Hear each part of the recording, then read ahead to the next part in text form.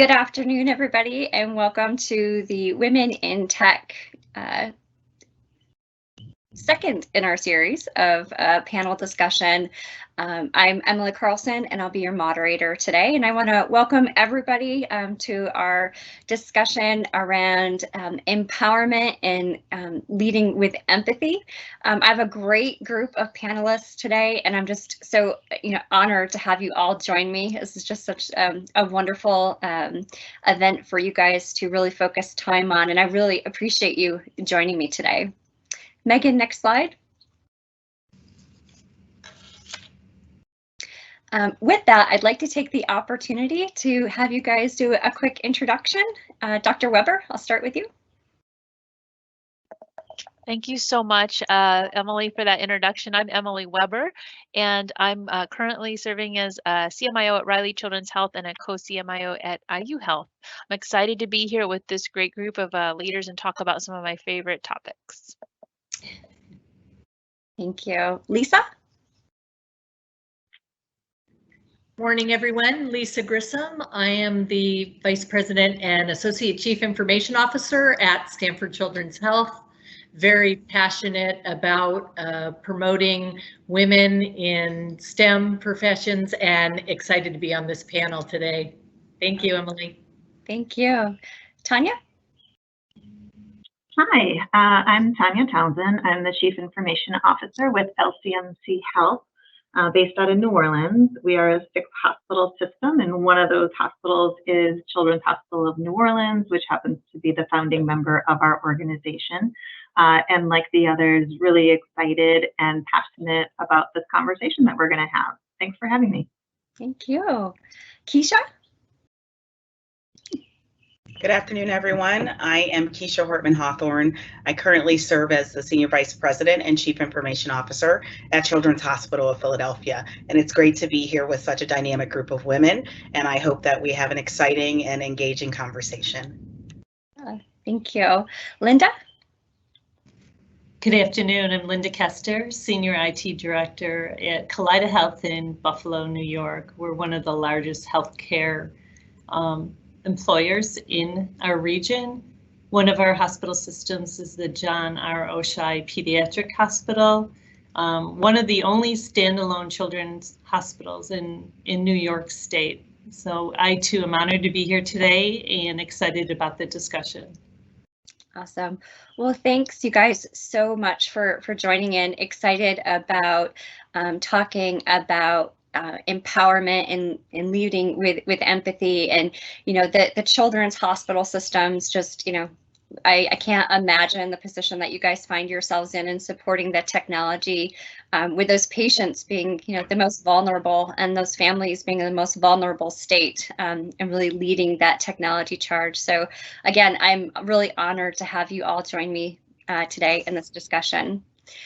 Megan, next slide, please.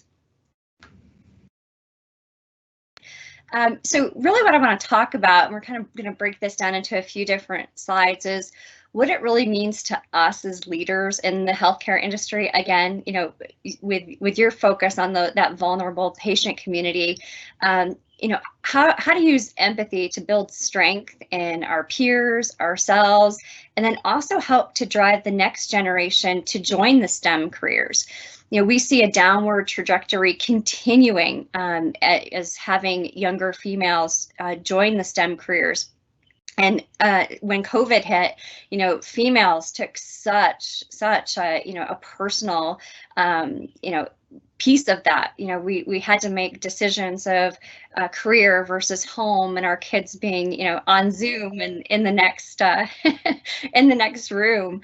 So how that has kind of led to all of this in a downward trajectory. It just it's a sad thing to see. So right off the bat on this slide, does anybody have any initial thoughts about what it means to have kind of that empowerment and empathy behind your everyday decisions?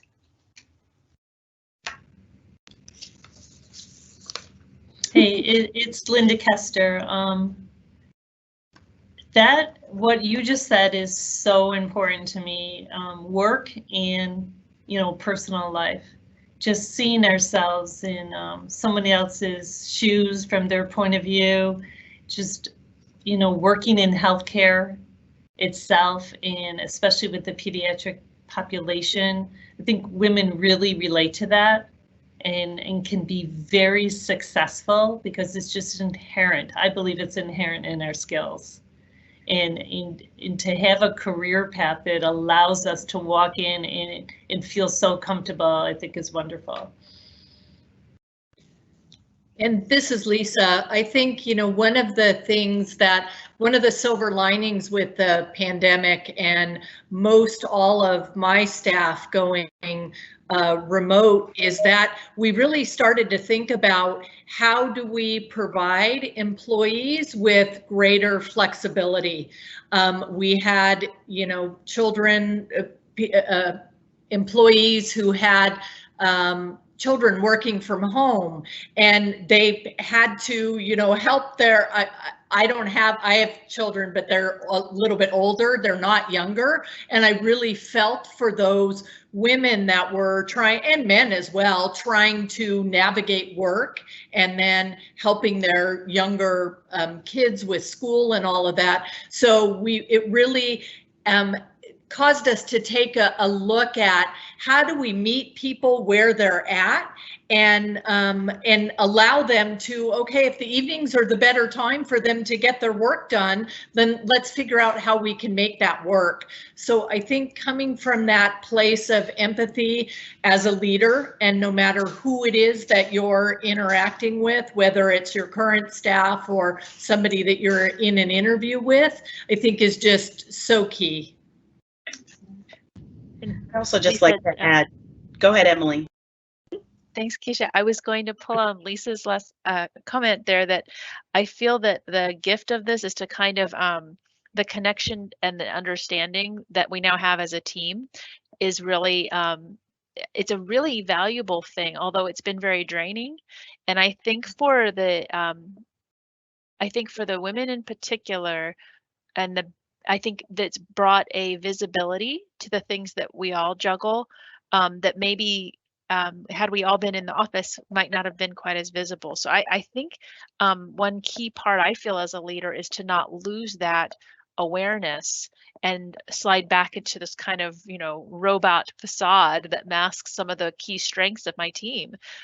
Their ability to balance competing priorities, what is more relevant from what we've seen. So that's what I think is important, and then also helping normalize those facets of all of us that are our human lives and all the other things we balance. So I'll throw it to Kisha for her thoughts too.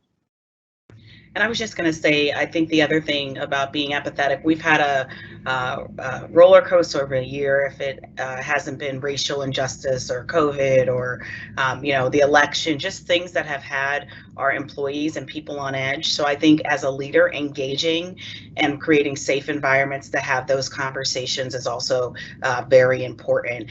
People are hurting at times and you may not even know, and then it's just compounded by so many things during this time. So I think that, you know, in the healthcare industry, we're already in a field where we should be empathetic, but sometimes we get so caught up in the numbers and, you know, the metrics we're trying to do and the systems we're trying to implement. But we've been trying to take a lot of time just to check in on people, create those safe environments and encourage those conversations.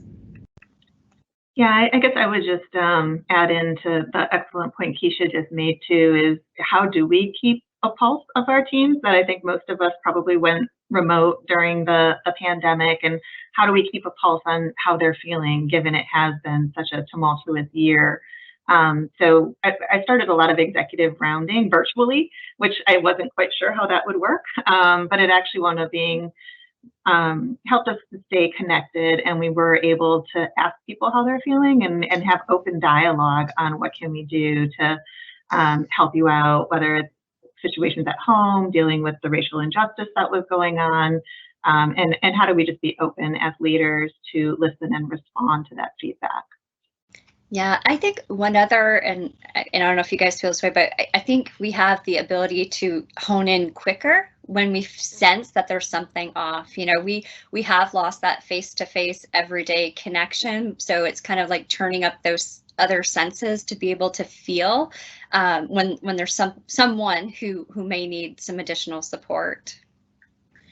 Yeah, one of the things that I implemented, because I was struggling with just that point, Emily, with how are my folks really doing? I have this very high performing group of directors who always seem like they're handling it all, but with so much going on, I wanted to have some measure other than just saying in our morning huddle, how are you doing, and have them respond fine. I actually implemented a rating scale that we do every morning in our huddle, and I have them rate themselves on a scale of 1 to 5, how they're doing. 1 being, I'm really not doing well at all, and 5 being, I'm fabulous. And so each morning we just start with what their rating is, and the rating doesn't have to be how they're doing just from a work perspective. It's how they're doing in totality, you know, work, personal life, and maybe their rating is a 2 because of something that's going on at home. I want to know that. And so I told them we do the ratings. They don't need to give an explanation for their rating unless they want to. But I did tell them if they rate themselves are a 1 or a 2, I'll just be following up with them later to check in and see, is there something I can help them with? And it's really been so amazing to get really at, maybe they're wouldn't be forthcoming with saying something that's going on at home that's having an impact on work, but this rating scale has made it a little bit more, objective and okay. Would you mind if I take that idea and run with it? Absolutely. A lot of my directors have started doing it with their teams, for sure. Yeah, I absolutely love that. Yeah. And Lisa, we were doing that at the height of the pandemic, so that reminds me I need to check in on my team again. We were having them rate from 1 to 10 how they teams were going, and it just was a good way. We just quickly would do it at our directors meeting and our round table, and people could just give us the number and some quick comments.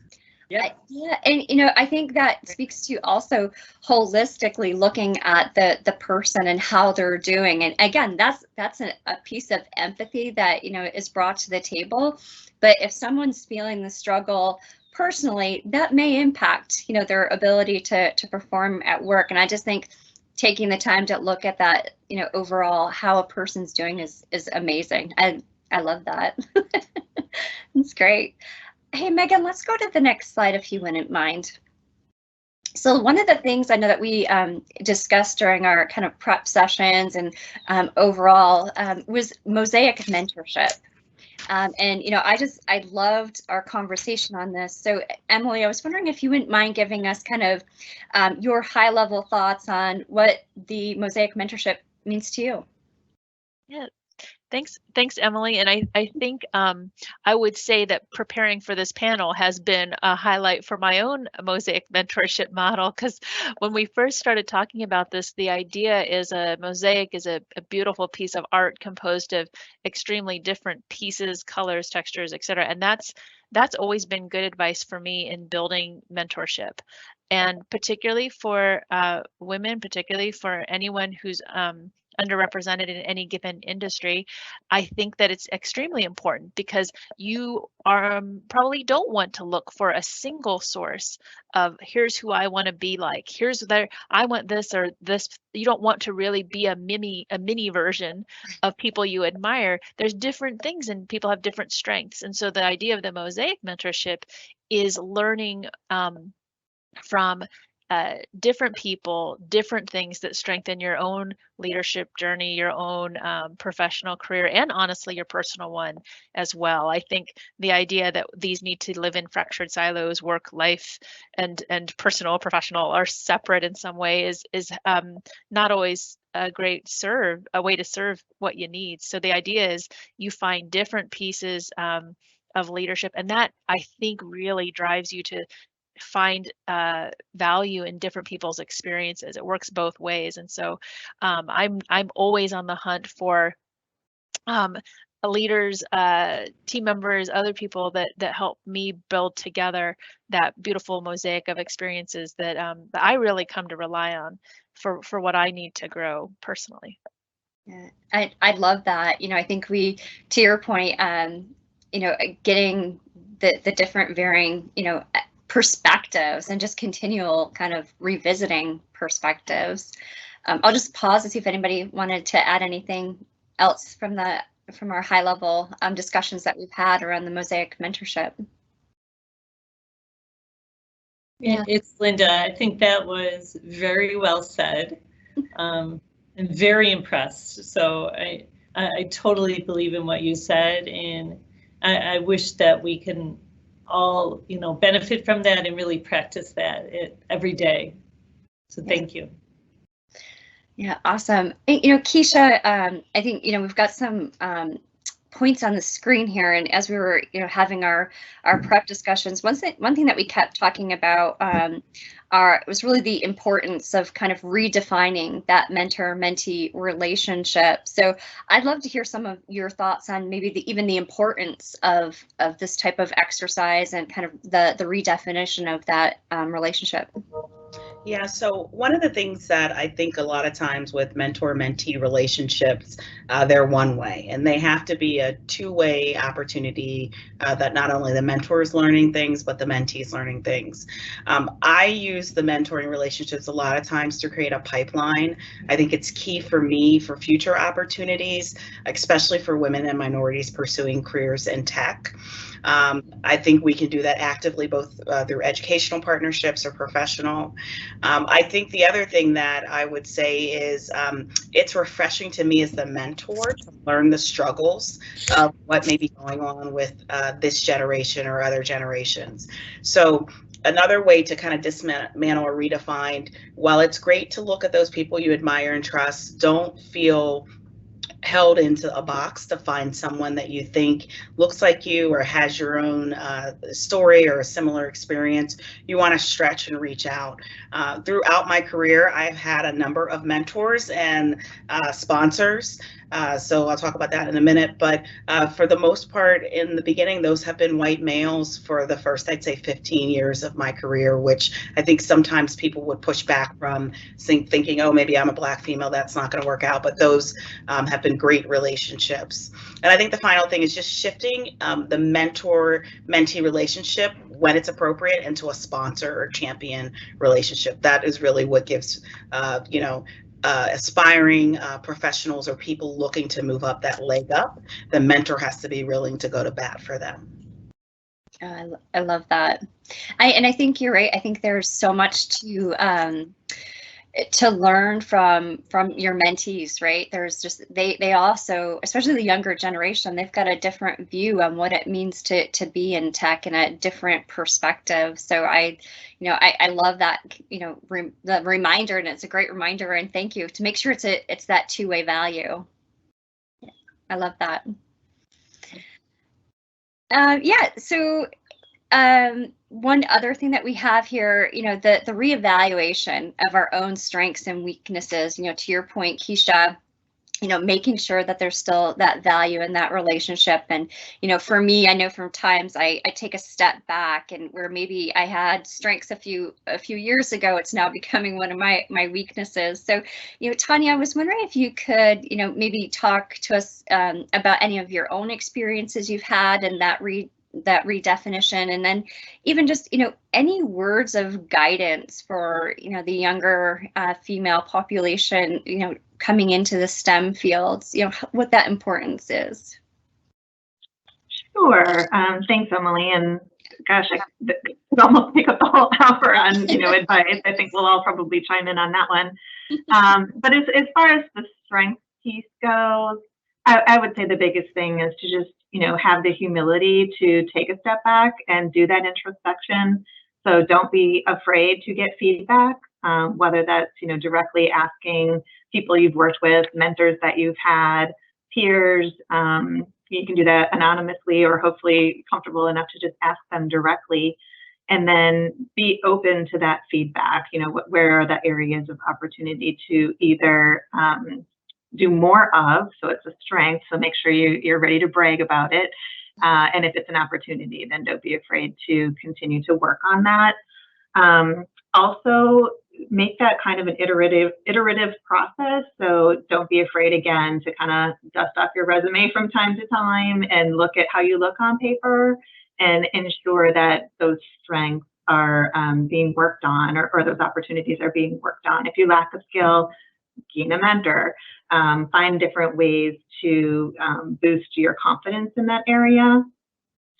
And in terms of advice, again, this could probably take up the whole hour, but again, have that humility to really work on your strengths, and don't be afraid to brag about it.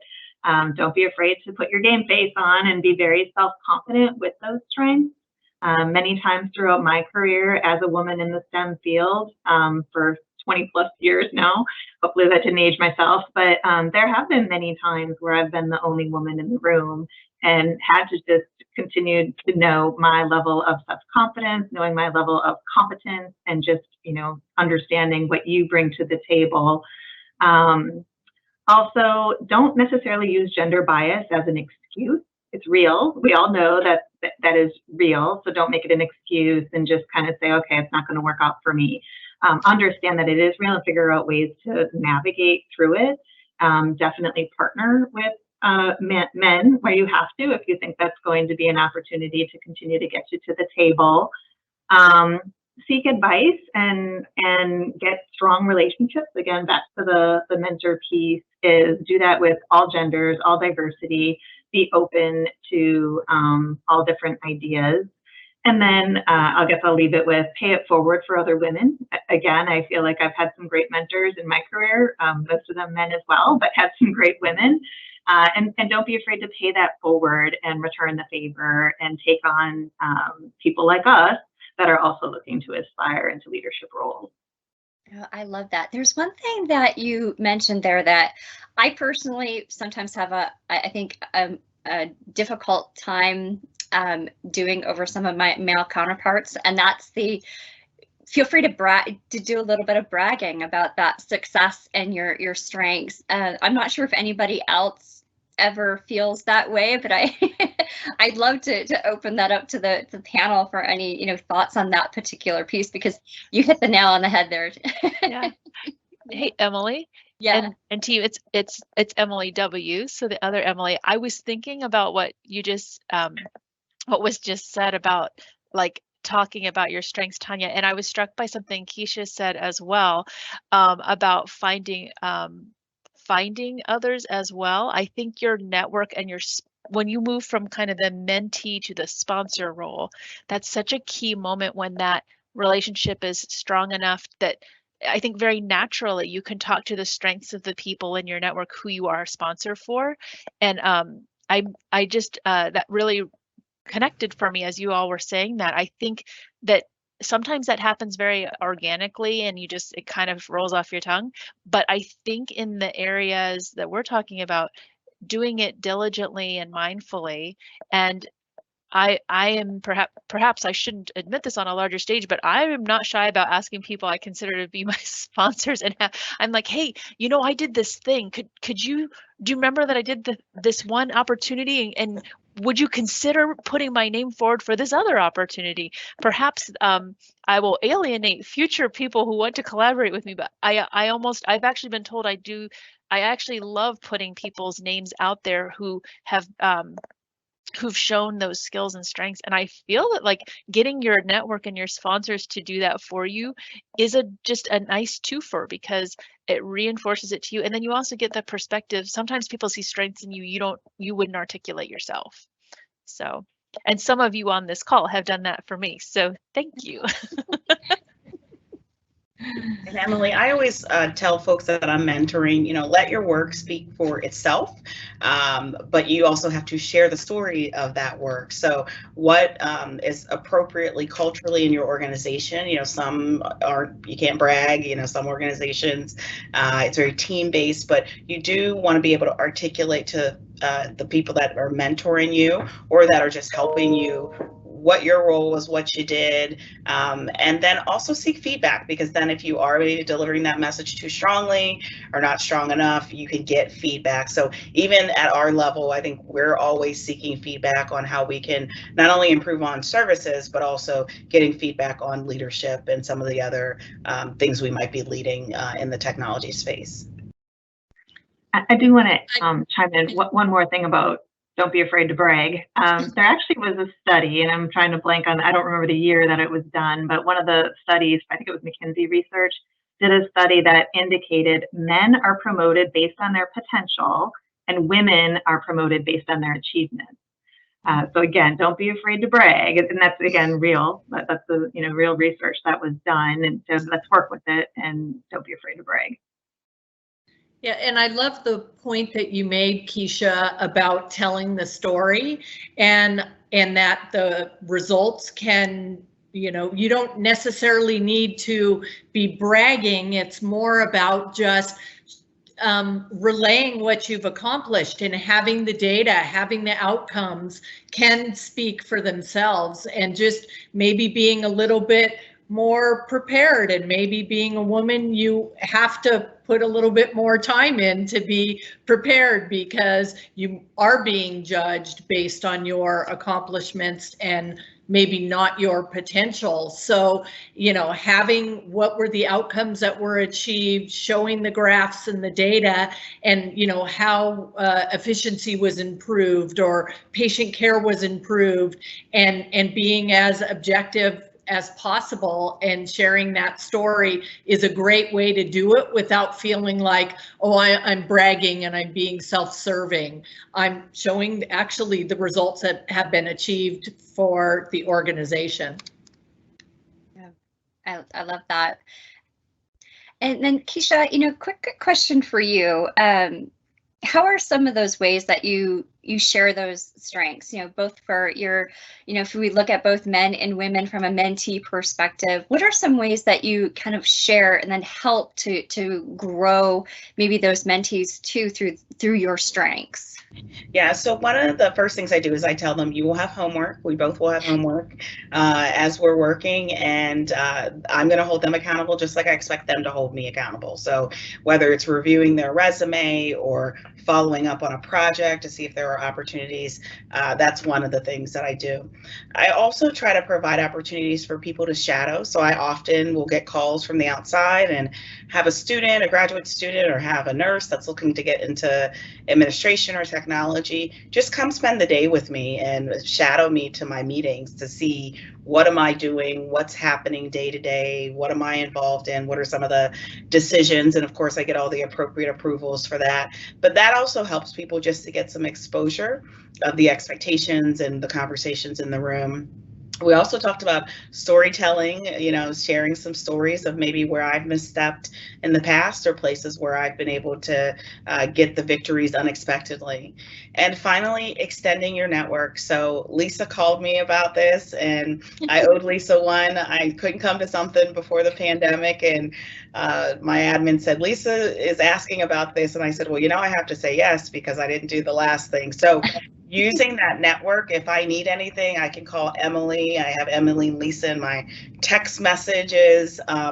I really will ask my network within the hospital or even outside to say, I have this great person. Would you be willing to take 15 minutes with them or coffee with them? But sharing your network with people, because sometimes folks don't know how to do that. And we need to teach early careerists what to do. And even sometimes more tenured careerists, especially in technology where you can be heads down. So those are the 4 things that I would focus on in terms of sharing my strengths. Yeah, and one, I love the shadow for a day. I think that's an amazing opportunity for somebody to really get an understanding of kind of the breadth of experience that you have, and just the day-to-day decisions that you have to make. But one thing that I have been reminded of during this panel discussion and then our first discussion was the fact that mentorship can simply be that 15 minutes. There's varying degrees of mentorship. If somebody's asking for help, if somebody's asking for opinions and thoughts, or just to brainstorm, that that is that's an opportunity to mentor that person. So I don't know if you guys have had that, but I love when someone reaches out and just asks for opinion, or to have a 10-minute conversation. I don't how do you guys feel about that? It's not this, doesn't have to be this overburdening thing. Hey, this is Linda, and one of the things that I was going to share is that I don't have a specific mentorship program or a formal program here at Kaleida with IT or women in IT, but exactly what you just said, Emily, it's an everyday occurrence. It's that interaction with the team. It's the interaction even with the employees throughout the system, and how valuable that is both ways. I think I've learned so much, and I believe at this point that I'm also helping them. I absolutely agree that there is that varying degrees of mentorship relationships, and I'm on the board of one of probably many WIT organizations out there, Women in Healthcare IT, and I'm the chair of the mentorship program that we have. And we have a mentorship program that's very structured. We have a toolkit for the mentor and the mentee, and much like Kisha was talking about, goals are set and you make a commitment to meet on a monthly basis. You commit to a year-long relationship and all of that. So that's a wonderful thing, and really something that the mentor and the mentees grow together over the length of that year. But then there's also, I mentor in the moment, so to speak, all the time with people that I work with, and I make it known that one of the greatest joys that I get is helping to develop people to get to the next step in their career. I love promoting people from within, and just promoted someone from a manager to a director. But I love when people will just tap me and say, hey, do you have a couple minutes? I'm thinking, that I would really like to have some opportunities in this area or that area. And it just gives me so much fulfillment to see, and I get more excited about seeing others achieve what they're wanting to achieve than if I would have achieved it myself. I just really love to be able to have that opportunity. And Lisa, just to echo with you're saying, you're like a proud parent, a proud mother, proud father when the person comes back and shows you what they've done. So, that's a reassuring feeling that you had a role in that. So again, mentors, you also get something out of the mentoring relationship. I'm actually really glad that you both mentioned that, because when I feel like when a team member has a success, that it is like a proud mom moment, right? You're like, you did it, and that's like, I get like goosebumps and get excited and probably feel more, joy in the fact that they were able to accomplish something than if I had done it. So I'm glad to hear I'm not alone. I did all that. In Linda, in thinking through kind of the, always wanting to be the best version of ourselves and, continue to grow, and, have you had the opportunity to serve in that mentor role where maybe out of that relationship, you found yourself actually have grown in just more than maybe even the mentor, just being able, or mentee, have you had a situation or experience like that? Yeah, many times over the years, and I have to be honest that probably more than I realize today, with the relationships that I've built throughout the years and what I've learned about myself through helping others. I've always been the kind that's been in the background. One thing that I have learned through mentorship and just through helping staff and teams and those in the organization is a lot of self-confidence. And that's something that you have to build, and you have to learn to build it on your own. but also I have learned that I could help others build their confidence. And in doing that, we have strengthened our teams tremendously here. And also, I've been so lucky to work with so many strong women, especially when we were building our new pediatric hospital.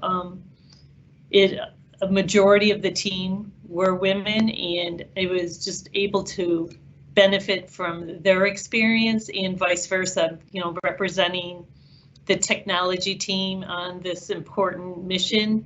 I was able to help them and they were able to help me.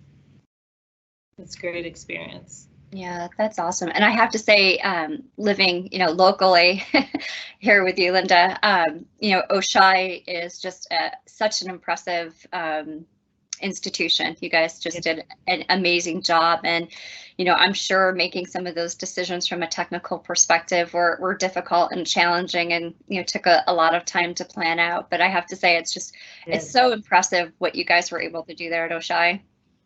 Yeah, we're very proud and very proud of the team. You know, similar to what everybody's been saying, you feel like a proud parent because team members that contribute so much and add so much value that you're proud to have worked side by side with them, and you're proud to have supported and helped them through, you know, these significant organizational strategies and in projects. Yeah, that's awesome. Yeah, Emily. Hey, Emily. No, I was just reflecting on some of the comments. One thing I was just in the spirit of kind of the mosaic idea in healthcare in particular, and within IT, I think there's a chance to mentor and be mentored cross training a little bit. I'm clinically medicine is somewhat hierarchical in terms of how we all train ourselves, right? If you're a nurse or a doctor or a pharmacist, there's this apprenticeship model.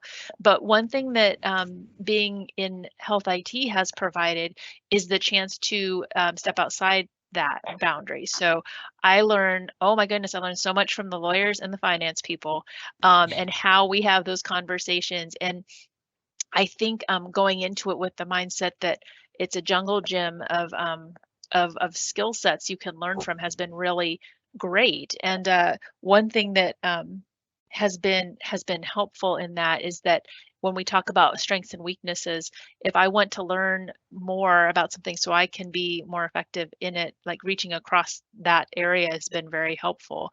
And I'm sure those of us on the call here can speak to times when you get to a point where you're not really just in a one swim lane within IT. When you work in a big complex healthcare organization, your IT and sometimes people will say, well, it's not really a technical question per se, and qualifying it. And I think the longer you work in that area, the more effective you can be at demonstrating how you're not contained in just one zone. And people say that all the time when you are out and about.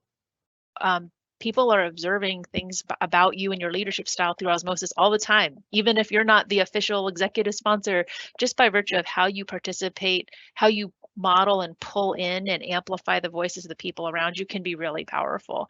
So I was trying to think of, I would agree with Linda's earlier comment that it's not necessarily a formal program, but formal programs can help reinforce that get out of your swim lane sort of idea and sort of maybe present opportunities with a bit of a push or a nudge that's stronger than if you just wait for it to happen. Absolutely. Totally agree. Yeah, if I could just tag on to that just a little bit too. Completely agree on education across the board. So we actually introduced in our department across, if there's a name for it, but it's a cross-educational function. So as we all know in IT, we tend to sometimes be siloed. So the technical people don't necessarily know what the application people do. The application people don't necessarily know what the interface people do. So we created this cross-collaboration culture of education, and it's led by people who are on the team, and they kind of volunteer to put together a program, and it's been hugely successful. We've been doing it for a couple of years now, and people can't wait for the next one. We roll them out quarterly, and the instructors love doing it, and the people attending feel like they really did learn something. So someone on the desktop team knows how to troubleshoot a billing queue, for example. It kind of puts it all into perspective and brings us all together as a team, so we have more appreciation instead of the ticket passing that can happen from team to team. They now have a better appreciation of how everything works together. That's a great idea. Yeah, and I get one more comment too is, how do we, I call it get out of IT. So how do we get our folks to really understand the business of healthcare and understand how what they're doing makes a difference besides plugging in the monitor? So we call it our KPIs, pretty common term, but we come up with every team, every service line needs to develop what they consider are important business KPIs and tell us a story in our rounding on what are you doing to help improve that, whether it's finding efficiencies, finding more money, improving quality, things like that they can feel like they're really part of the story, part of the patient journey. I love all of that. That's amazing. What a great program. That's awesome. Megan, would you mind going to the next slide? I feel like we could have done the full hour on mosaic mentorship. You guys are so great, all these topics. And, I think one thing that's popped up a couple of times now is really establishing a network and knowing, kind of who you can go to and approach. Lisa, I know that at the beginning of my career, I was trying to get out there and establish a network of resources who I could go and talk to. It can be difficult to start that process and to know where to begin. So any thoughts or advice or, tools that you can think of that can help? Sure, thanks. I think we all understand the importance of having a network and having this community of contacts. I mean, it's been shown that people who have more social capital, they actually get more promotions, they make more money, they have more opportunities. And it's been shown too that companies that have employees that are rich in social capital, so social capital being that network, actually outperform companies that don't have that component to it. But as you said, Emily, it can be awkward, and just the thought and the notion of networking, or I think many of us have been in that situation where there's a networking event and we're thinking, oh gosh, how am I gonna approach this? Who am I gonna talk to? And you're hoping it's not gonna be awkward and all that. And I would invite people to think about maybe flipping the script a little bit and flipping that mindset. And if you do find yourself at that networking event, maybe not ask the typical questions around what do you do, work-related things, but maybe think about finding a connection or multiple connections with that person outside of work. So talking about their hobbies or their passions and really figuring out, where you have connections beyond work. And you maybe have played that game, The 6 Degrees of Kevin Bacon. And it really is true that we're all connected by about 5 to 6 different introductions. So might as well capitalize on that. And if you can, it has been shown that the more fruitful, productive relationships come from friends or friends of friends. So I think, a couple things that, you can do when you're trying to build your network is look at the network that you actually already have out there. And we all have networks of people and of friends, and there's something that sociologists call weak ties or dormant ties. And these are people that are old friends, so friends that you haven't been in contact with for a while. So reach out to those dormant ties, you know, capitalize on social media. Social media makes it easier to reconnect with people, somebody maybe you went to school with, and by reaching out, and again, you know, keep the awkward part out of it, and maybe just connect and catch up, and how are you doing, and make those connections. And then you'll find that those connections lead to other connections, lead to other connections. So it doesn't have to be this scary, awkward thing. It can really just be, you know, reinvigorating old friendships and, you know, connecting friends of friends. Yeah, I love that, because it does feel overwhelming. You know, where do you start? And to your point, I love that 6 degrees. Yeah. I love that. Yeah, and it's amazing when you really do just, you know, spend some time and sit and talk with somebody, how you have connections. That saying of it's a small world, it really is. And then once you've built that connection with somebody that might not be work related at all, when you do have that work related situation that comes up, it's much easier then to reach out and say, hey, and, you know, draw on that connection you had, and then go from there with building the professional connection. That's awesome. And I think part of this, and I'd love to hear feedback, is confidence, right? Having the confidence to reach out, and having the confidence to have that initial conversation. You know, so I think also as females, we sometimes forget to make sure that we, you know, how do we use that confidence? And, you know, outside of just the networking, but also in just our day-to-day. So, you know, being able to reach beyond our comfort zones, and, you know, show that confidence, and whether it's the next job, or whether it's salary negotiation, or whether it's just being, you know, heard at the table without somehow being misperceived. You know, there's a lot of misperception that comes when there's a female that has a lot of confidence, and maybe the way that that's portrayed. So I just like to open it up to the group. Any thoughts on, for younger generations, you know, bringing in that confidence in your everyday, and the way that you kind of carry yourself through the STEM careers? Any thoughts? Bueller. I know. I'm just kidding. I'm kidding. I was actually, I'll jump in, because I was actually, Lisa, I was thinking about what you were saying about connections outside your work persona. And when I first started my career, I was given some advice from a wonderful physician who I still like very much, and appreciate guidance.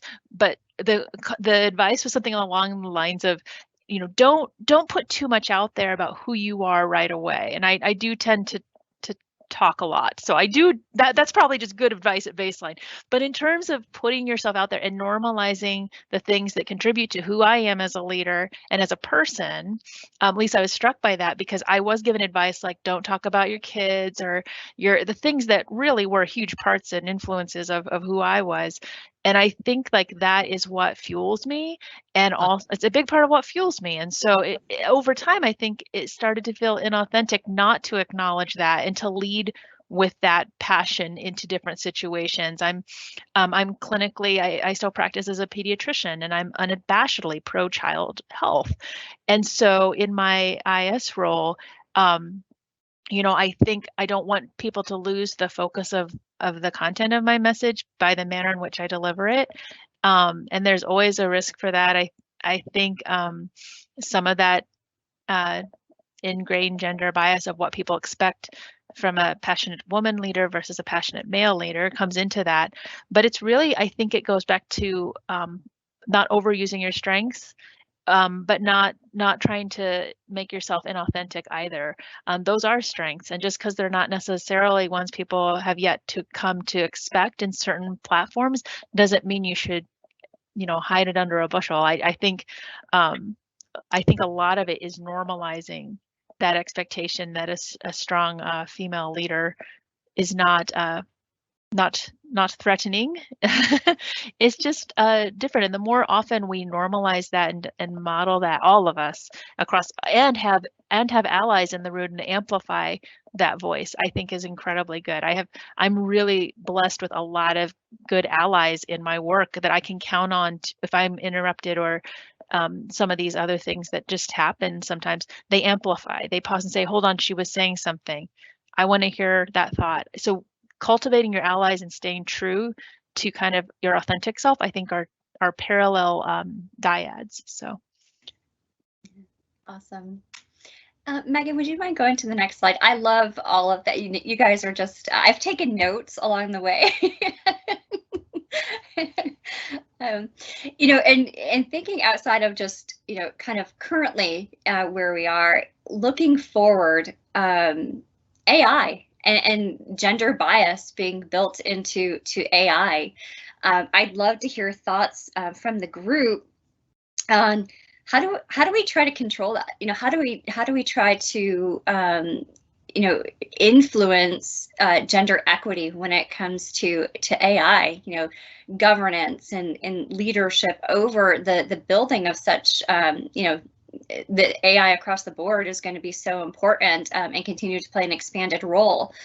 So any thoughts from this group about, you know, ensuring that we're influencing gender equity when it comes to AI? So I think, Emily, I would say the first thing with the start is continuing to have that good pipeline of folks coming into STEAM or STEM technology careers. And so whatever we can do to build those pipelines, or to work with our local universities, or even those that are in our region, to help get more people that are working on this type of work, I think we can kind of help that gender bias. The other thing is, if you are a leader and you're in the room, making sure you're resilient, you're being committed. You already know you might need to work harder, be smarter than those at the table. Make sure you're sitting high and strong at the table. Assert yourself are some of the things that I would suggest.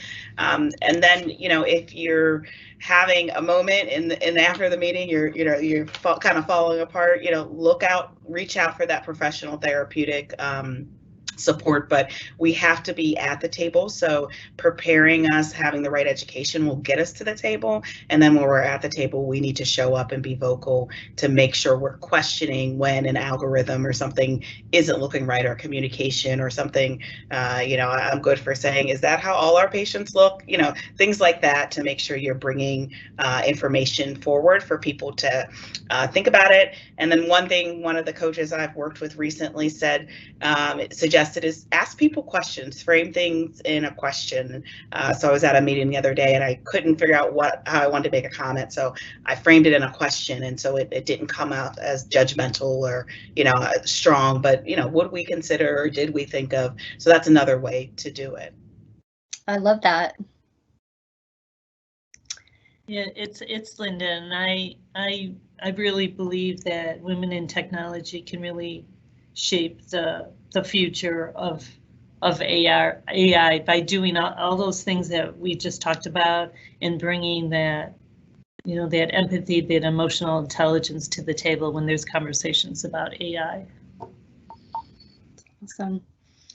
Any other thoughts on the topic?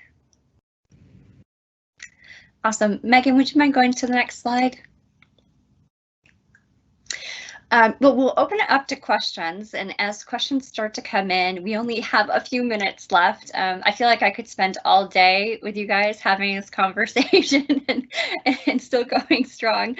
So as we wait for questions to come in, one thing I want to kind of open up to the team is just a quick one word. What were some one word advice type of items that you would give to the younger generation coming into STEM? So if you could provide just one word of advice, what would that be? And anybody can hop in here to start. I think it's hard to find one word, but I think the one that comes to mind first is courage. You know, have the courage to make decisions that will benefit you. I love that. And my one word would be take advantage of the excitement. Their technology could go anywhere at this point, and with all the changes in society and all the changes in technology and what we could do with that, it's just beyond what we can imagine. Stay excited and stay engaged. That's awesome. I think my word would be passion. Find out, tap into what it is that you're passionate about, and then work doesn't necessarily need to feel like work. It really can feed your soul. Oh, I love that. I also don't have one word, Emily, but I always encourage people to, work and study hard, but play harder. Amen to These that. are such good words. The group keeps taking my words, which is perfect. No, I was like, oh man, I better go soon. My word had been, it's 3 words, true to yourself. And I think it feeds off of that courage, excitement, passion, and I'm going to put joy a little bit there with what you just said, Kisha, because I think being in a role where you can be your, it sounds very like, I don't know, very Instagrammy, but like be your best self, be the best version of yourself where you can grow and be challenged and feel the joy. Being that truthfulness is, I think, incredibly important. You can't play roles that don't feel real to you. Yeah, my word is authenticity, and just be yourself. I think the minute we stop being true to who we are, that your passion goes away, your joy goes away from what you do. And I think we all work so much and there are so many hours in the day that we're committed to our jobs, that being able to maintain your joy and your passion and your drive for what you do is just so important. And the minute that you take away your authenticity and your ability to be who you genuinely are, is just it's going to be career ending at that point. We have to get, and we won't grow anymore. So that's kind of been my husband reminds me of that all the time. Remember, be who you are. All right, we're going to go to the next slide. We do have a comment here. Let me just go to it. And Mindy did leave she left a comment, but maybe we can just address it as a little bit of a question. She does find it hard to be heard sometimes. So any words of advice as we wrap up to make sure our voice is heard? Mindy, just say it again. Maybe word it in a different way. Sometimes I'll say, Tom, that's great. I think I said that earlier, and go into that. Also, sometimes this is where the sister circle works, where a peer mentor or a peer may say, I'll say, Emily, I feel like your team was working on that. So those are some tricks that might help, or tips. I like that. That's great. Emily? I would echo that same thing, using your network. And then the other part is like find the forms that are maybe a bit atypical, maybe considered a little atypical. Social media was mentioned earlier as a way to build your network. I guess I would give the advice, all things in moderation, including social media, because it can be a challenge to keep in balance. But Mindy, I would just say, there's not just a one and done. Getting out, using your network, finding mentorship and platforms outside your organization and within gives you every chance is a new chance to kind of practice and hone that storytelling we said was so important. So, and don't give up. Don't give up. I think I've got a treasure trove of those great stories of people that success is getting up the 10th time and not staying down. So we all fall down a lot. No, you're not alone in that part. You didn't say that in your comment. I'm editorializing, but no, we've tried it on a lot of times. Well, this is great. Well, I just want to thank you again. You guys have been just such a great panel, and I really appreciate the time that you dedicated to helping me again promote gender equity within the technical careers. I really appreciate it. I've learned a lot from every one of you. I've taken notes, I think, at every single prep session that we've had, and I really just do want to thank you so much for your time today and your continued partnership. Thank you. Thank you, everybody. And thank you, everybody who attended. We really appreciate the support. So thanks, everybody. Have a good rest of your day. Bye. Thank you. So much. Bye.